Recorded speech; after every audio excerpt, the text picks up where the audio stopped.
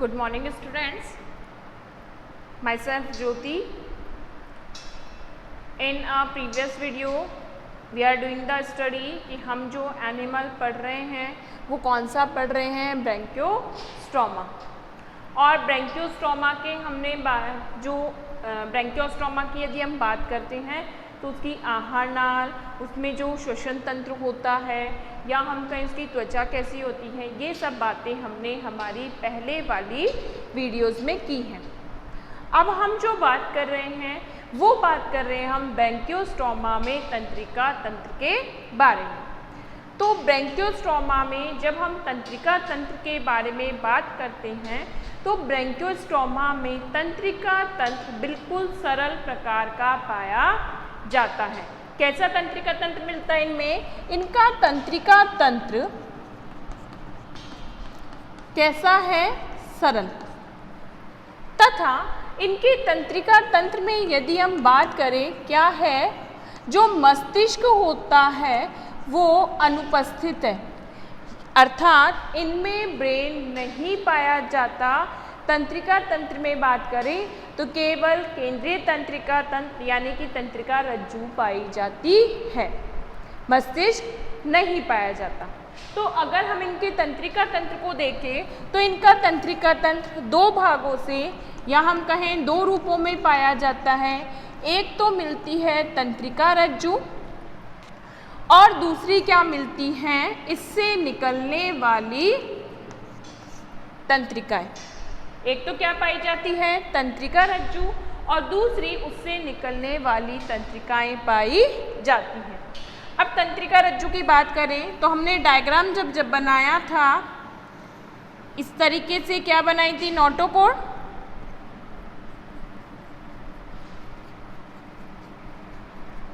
और इस नोटोकोड के यहाँ हमने एक संरचना बनाई थी नलिका के समान, जिसके मध्य में यानी कि एक तरीके से क्या था, तंत्रिका रज्जु।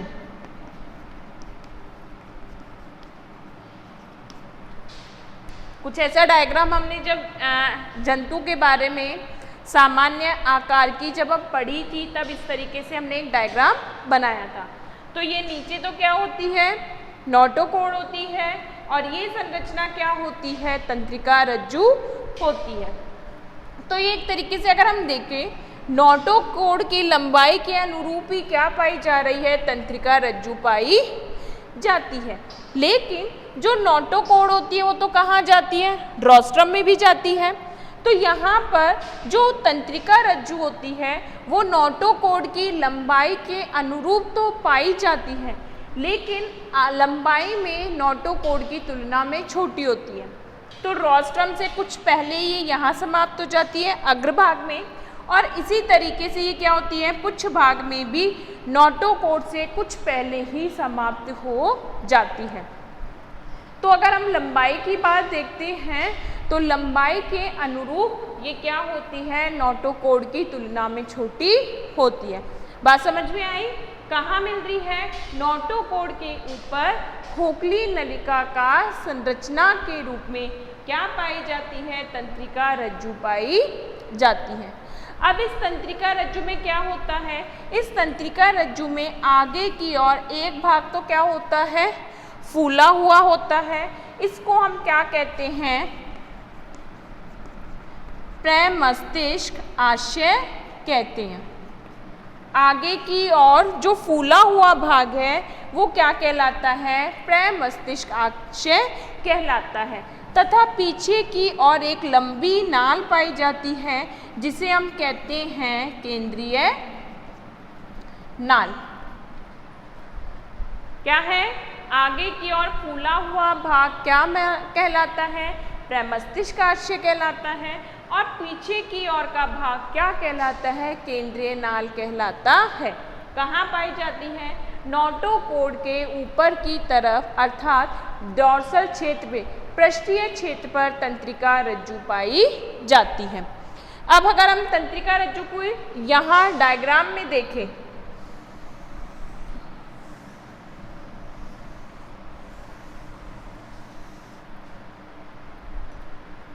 तो ये क्या पाया जा रहा है, तंत्रिका रज्जु के बारे में हम बात कर रहे हैं। इसका ये आगे की और फूला हुआ भाग क्या कहलाता है, प्रमस्तिष्क आशय कहलाता है, जिसे इसके मस्तिष्क की संज्ञा दी जाती थी, लेकिन ये पूर्ण विकसित नहीं है, इसलिए इसको क्या कहा जाता है, प्रमस्तिष्क आशय कहा जाता है। तथा इसके पीछे की ओर एक केंद्रीय नाल पाई जाती है। ये क्या हो गई, केंद्रीय नाल, अर्थात इसमें केंद्रीय तंत्रिका तंत्र पूर्ण विकसित रूप से पाया जाता है। इस प्रमस्तिष्क आगे की ओर क्या लगा होता है, एक जो सेरिबल नेत्र बिंदु या आई स्पॉट लगा हुआ होता है, वो हम संवेदी अंगों में देखेंगे। इसके अलावा जो प्रमस्तिष्क होता है उसके आगे से क्या निकलती हैं, जोड़े के रूप में तंत्रिकाएं निकलती हैं, जो कि कैसी होती हैं, संवेदी प्रकार की होती हैं। कैसी तंत्रिकाएं हैं, यानी कि प्रमस्तिष्क से आगे की ओर क्या निकलती हैं, जोड़े में तंत्रिकाएं निकलती हैं, जिन्हें प्रथम जोड़ी संवेदी तंत्रिकाएं तथा द्वितीय जोड़ी संवेदी कोशिकाएं कहते हैं। जो ये संवेदी कोशिकाएं हैं वो कहाँ जाती है, संवेदांगों में जाती है। संवेदांगों से मतलब जैसे कहाँ मिलती हैं संवेदी कोशिकाएं, अगर हम कहें मुख सिराई में, मुख सिराई पर हमने देखा था संवेदी कोशिकाएं पाई जा रही थी, यानी कि सिराई पाई जा रही थी, जो कि क्या करती हैं, जलधारा में तरंगित गति उत्पन्न करती हैं। तो कहाँ जाती हैं, जो प्रथम जोड़ी या हम कहें जो संवेदी आगे की ओर की जो संवेदी कोशिकाएं हैं वो कहाँ जाती है, वो संवेदांगों में जाती है। इसके अलावा जो पीछे क्या होती है, केंद्रीय नाल पाई जाती है। ये तो किसकी बात हुई, तंत्रिका रज्जु की। तंत्रिका रज्जु में क्या होता है कि तंत्रिका रज्जु नोटोकोड के अनुरूप लंबाई में व्यवस्थित संरचना होती है। इसके यदि हम तंत्रिका तंत्र की बात करते हैं तो तंत्रिका तंत्र में क्या अनुपस्थित होता है, ब्रेन इनमें नहीं पाया जाता। इनकी जो तंत्रिकाएं होती हैं वो भी कैसी होती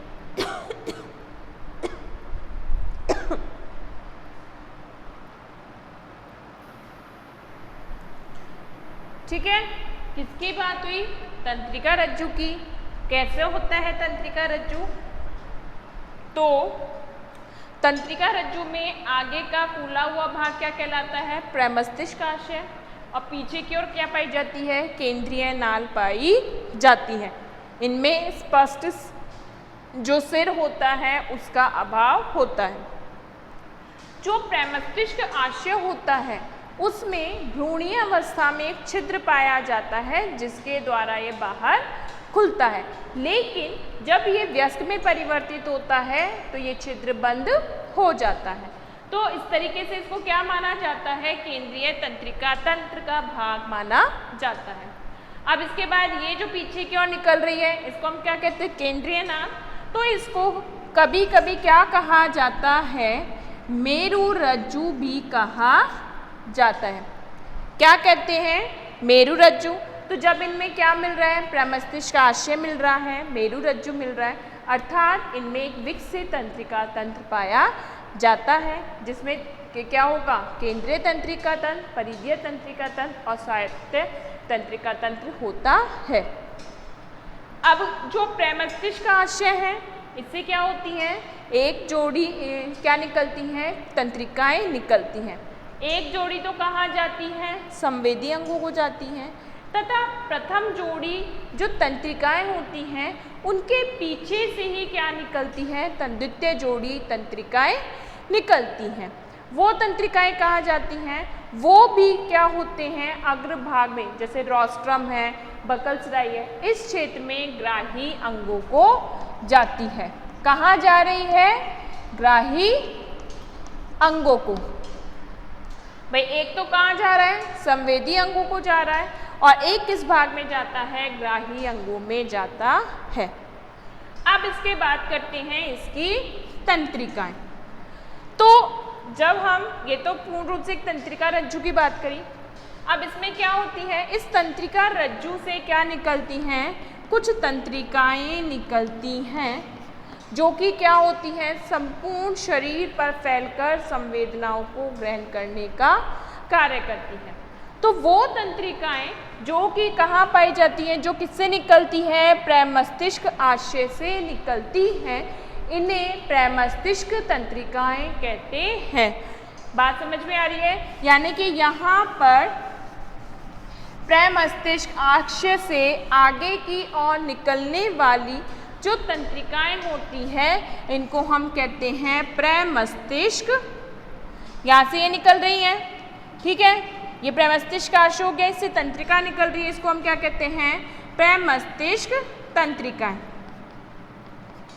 तथा पीछे की क्षेत्र से निकलने वाली जो तंत्रिकाएं होती हैं, ये तंत्रिका निकल रही है, ये निकल रही है, ये निकल रही है, इनको हम कहते हैं मेरुरज्जु तंत्रिकाएं। जब प्रमस्तिष्क से निकलेंगी तो वो क्या हो जाएंगी, प्रमस्तिष्क तंत्रिकाएं। और जो मेरुरज्जु, क्योंकि इसको हमने क्या माना है, मेरुरज्जु माना है, तो मेरुरज्जु से निकलने वाली तंत्रिकाएं क्या कहलाती हैं, मेरुरज्जु तंत्रिकाएं कहलाती हैं। तो दोनों तरह की तंत्रिकाएं मिलने के कारण इसमें क्या पाया जाता है, परिधीय तंत्रिका तंत्र पाया जाता है, विकसित परिधीय तंत्रिका तंत्र पाया जाता है। लेकिन इसमें क्या होते हैं, गैंग्लिया, प्रमस्तिष्क में या हम कहें मेरुरज्जु में गैंग्लिया अनुपस्थित होते हैं। मेरुरज्जु क्षेत्र में क्या होते हैं, गैंग्लिया अनुपस्थित होते हैं। अब ये जो तंत्रिकाएं होती हैं, ये केवल संवेदी प्रकार की हैं। जो मस्तिष्क में आगे की तंत्रिकाएं होती हैं वो केवल कैसी हैं, संवेदी प्रकार की होती हैं, अर्थात ये उद्दीपन किसी उद्दीपन से उत्तेजित होती हैं, लेकिन संवेदना आगे प्रसारित नहीं कर सकती हैं। अगर हम तंत्रिकाओं को बात करें तो कैसी होती है, एक तो संवेदी होती है, दूसरी होती है चालक प्रकार की। तंत्रिका कोशिकाओं की बात करें तो कैसी होती है, एक तो होती है संवेदी प्रकार की और दूसरी कौन सी होती है, चालक प्रकार की होती है। तो संवेदी प्रकार की जो तंत्रिकाएं होती हैं वो तो क्या करती हैं, उद्दीपनों को ग्रहण करती हैं और उन उद्दीपनों को किसको देती हैं, चालक को देती हैं, चालक तंत्रिका को देती हैं। और चालक तंत्रिका उन संवेदनाओं को शरीर के उस भाग तक पहुंचाने का कार्य करता है। ग्रहण करने का काम इनका है, पहुंचाने का काम इनका है। तो जो प्रमस्तिष्क क्षेत्र की तंत्रिकाएं हैं वो केवल कैसी होती हैं, संवेदनाओं को ग्रहण करने वाली होती हैं, जबकि जो प्रमस्तिष्क के पीछे मेरुरज्जु क्षेत्र की जो तंत्रिकाएं हैं वो दोनों प्रकार की हैं, वो संवेदी भी हैं, वो चालक भी हैं, लेकिन दोनों आपस में मिक्स नहीं होती। ऊपर की ओर कौन सी होती हैं, पृष्ठमूल की होती हैं, और नीचे की ओर जो होती हैं वो कौन सी होती हैं, अग्रीय मूल की तंत्रिका होती हैं। ये दोनों आपस में मिक्स तंत्रिका के रूप में या मिश्रित तंत्रिकाओं के रूप में नहीं पाई जाती हैं। बात समझ में आई? क्या हो रहा है इसमें कि जो एम्फिओक्सिस है, एम्फिओक्सिस के तंत्रिका तंत्र की जब हम बात करते हैं तो तंत्रिका तंत्र सरल प्रकार का है जिसमें मस्तिष्क नहीं पाया जाता। उसके स्थान पर क्या होता है, तंत्रिका रज्जु का अग्रफूला भाग पाया जाता है जिसे हम क्या कहते हैं, प्रमस्तिष्क आशय कहते हैं।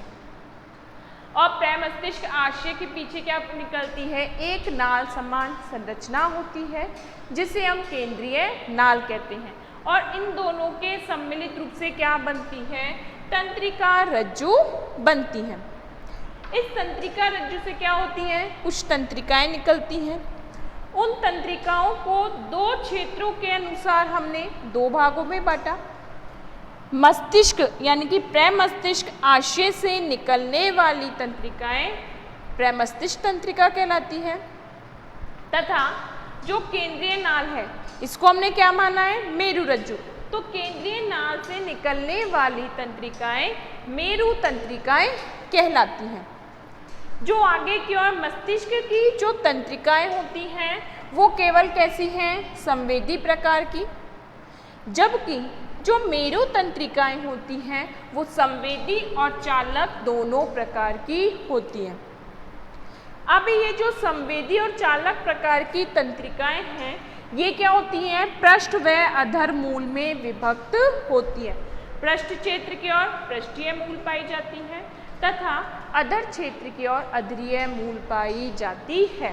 तो ये आपस में मिक्स नहीं होती हैं, दो अलग अलग क्षेत्रों में होती हैं तथा ये संवेदनाओं को ग्रहण करने का कार्य करती हैं। तो इस तरीके से यदि हम देखें तो जो ब्रैंकियोस्टोमा है उसमें तंत्रिका तंत्र बहुत सरल प्रकार का पाया जाता है। अब अगर हम बात करें इसमें संवेदी अंगों की, तो ब्रैंकियोस्टोमा में बहुत सारे संवेदी अंग पाए जाते हैं। कौन कौन से, जैसे कॉलिकर ग्रंथ होता है, नेत्रपिट या हम कहीं प्रकाशग्राही अंग होगा, आई स्पॉट मिलता है, फोटो रिसेप्टर मिलता है। कुछ संरचनाएं ऐसी हैं जो कि संवेदी अंग के रूप में कार्य करती हैं। कौन कौन सी हैं वो संरचनाएं, वो हम देखते हैं।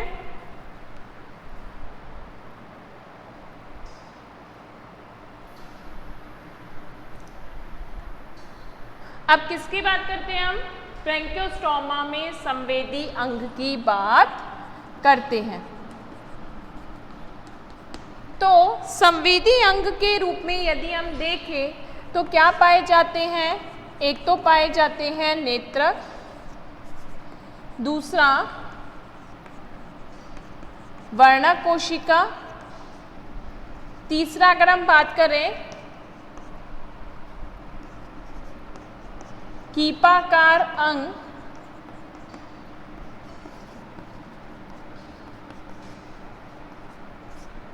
कॉलिकर गर्थ और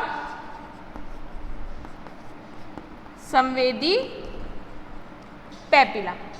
ये सारी संरचनाएं क्या पाई जाती हैं, संवेदी अंग के रूप में एम्फिओक्सिस में पाई जाती हैं। सबसे पहले अगर हम बात करें नेत्र,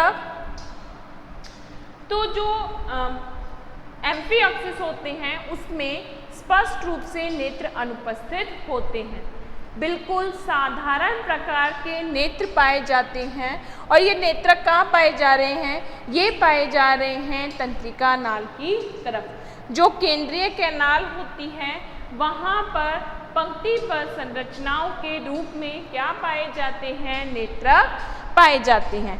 और ये जो नेत्रक होते हैं ये कैसे हैं, ये एक तरीके से प्रकाश संवेदी अंग है। कैसे होते हैं भाई, नेत्र है, नेत्र के समान संरचना है, साधारण नेत्र होते हैं। तो जो तंत्रिका रज्जु होती है या हम कहें जो मेरु रज्जु है उसके साथ साथ क्या पाए जाते हैं, ये नेत्र पाए जाते हैं और किसके रूप में, प्रकाश संवेदी संरचना के रूप में ये कार्य करते हैं। अब इसके बाद पाया जाता है वर्णक कोशिका।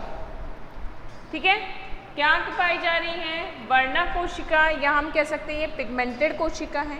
ये एक तरीके से क्या होते हैं, वर्णक अंग के रूप में, यानी कि एक तरीके से रंग रिफ्लेक्शन के रूप में कार्य करने का वर्क करते हैं। क्या वर्क होगा इनका, अब ये पाए कहाँ जाते हैं, तो मस्तिष्क जो होता है यानी कि प्रमस्तिष्काशय, अभी हमने एक डायग्राम बनाया था और इसके ऊपर इस तरीके की संरचना बनाई थी।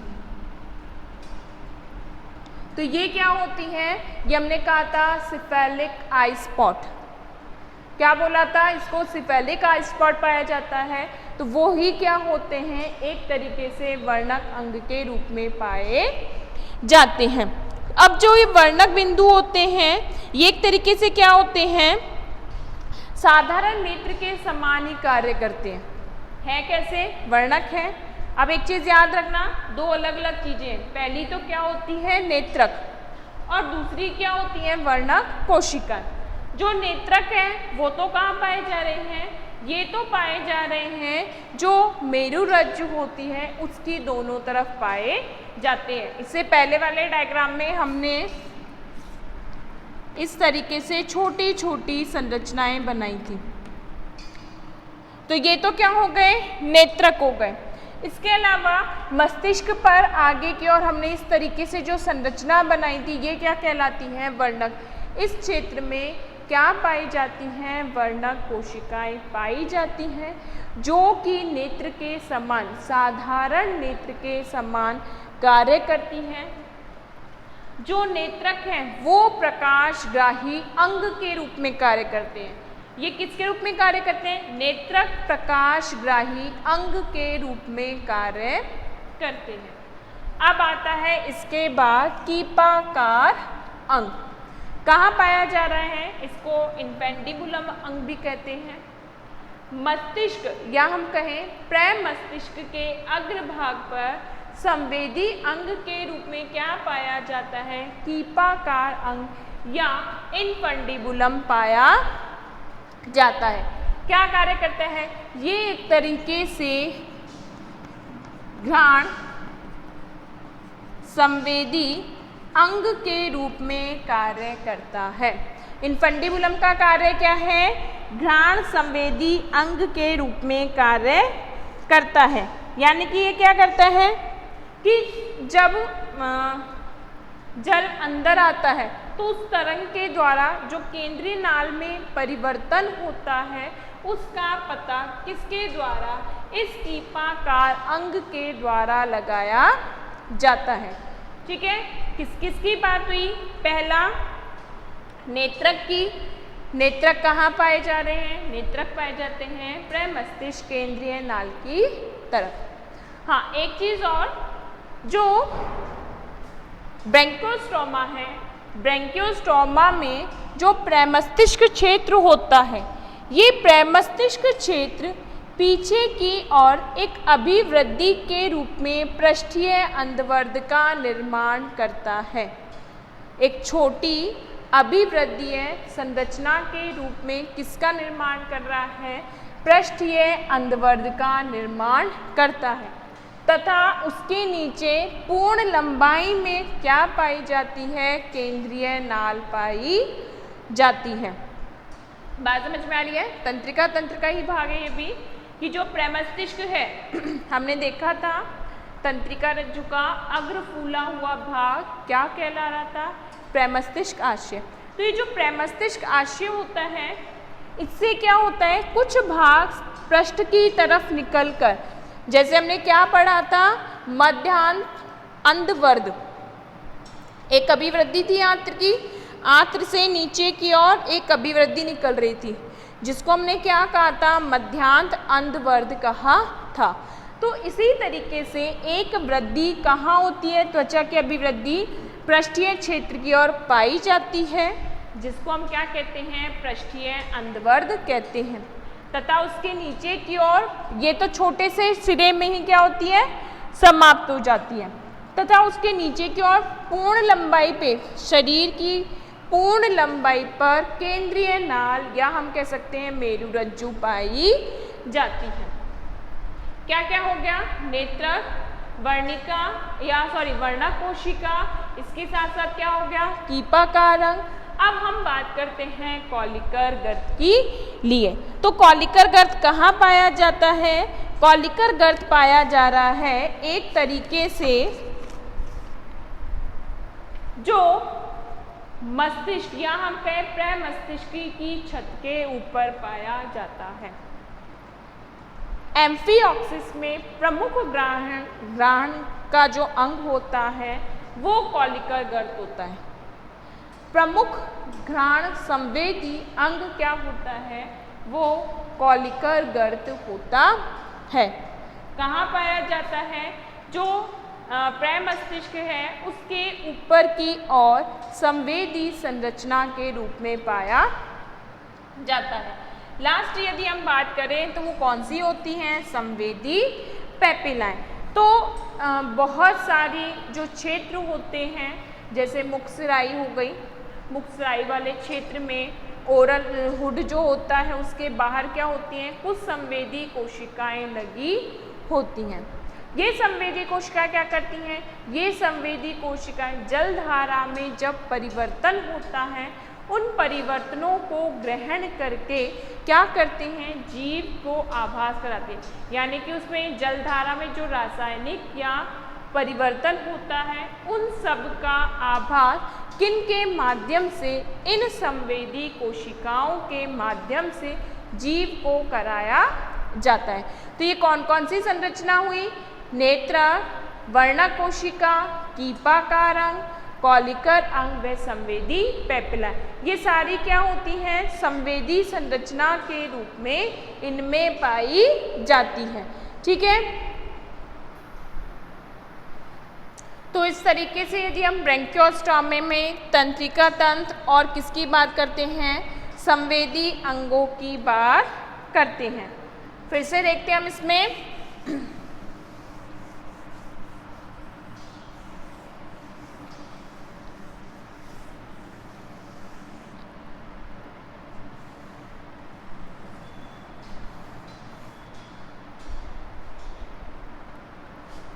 पहले तंत्रिका तंत्र की बात करते हैं। तंत्रिका तंत्र में क्या हो रहा है, एक तो मिलती है तंत्रिका रज्जु और इसके साथ क्या मिलती हैं, तंत्रिकाएं। अब ये जो तंत्रिका रज्जु है इसका अग्रफूला भाग क्या कहला रहा है, प्रमस्तिष्क आशय। ये हुआ, ये प्रमस्तिष्क आशय है। और पीछे की ओर क्या निकलती है, एक लंबी नलिका समान संरचना निकलती है जिसको हम केंद्रीय नाल या क्या कह सकते हैं, मेरुरज्जु कहते हैं।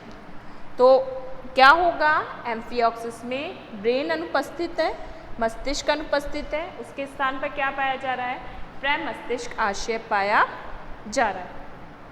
जो प्रमस्तिष्क आशय होता है उससे ऊपर की ओर एक छोटी सी संरचना आगे की ओर बढ़ी हुई पाई जाती है। जैसे कभी कभी क्या होता है कि हमारे कोई फुंसी हो जाती है, ठीक है, या फिर किसी के क्या होता है, शरीर का कोई अंग बाहर की ओर निकला हुआ रहता है, मत से कह सकते हैं। तो इस तरीके से क्या हुआ, यहाँ ये संरचना एक आगे की ओर स्किनी है, बॉडी का पार्ट है, क्या हो गया, आगे की ओर निकली रहती है जो कि कुछ दूरी चलकर बंद हो जाती है। क्या कहते हैं इसको, इसको हम कहते हैं पृष्ठीय अंधवर्ध। जब भी कोई संरचना अभिवृद्धि के रूप में पाई जाती है उसको क्या कहते हैं, अंधवर्ध कहते हैं। कोई भी संरचना जब अभिवृद्धि के रूप में पाई जाती है उसको हम क्या कहते हैं, अंधवर्ध। पृष्ठ की तरफ पाई जा रही है इसलिए इसको क्या कहते हैं, पृष्ठीय अंधवर्ध कहते हैं। तो तंत्रिका नाल पीछे की ओर क्या बनाती है, मेरुरज्जु बनाती है। जब प्रमस्तिष्क आशय मिल रहा है, मेरुरज्जु मिल रहा है, अर्थात इनमें केंद्रीय तंत्रिका तंत्र पाया जा रहा है। ठीक है, क्योंकि केंद्रीय तंत्रिका तंत्र किससे मिलकर बना होता है, मस्तिष्क और मेरुरज्जु से। अब इसके बाद आता है परिधीय तंत्रिका तंत्र। तो परिधीय तंत्रिका तंत्र किससे मिलकर बना होता है, प्रमस्तिष्क यानी कि प्रमस्तिष्क और मेरुरज्जु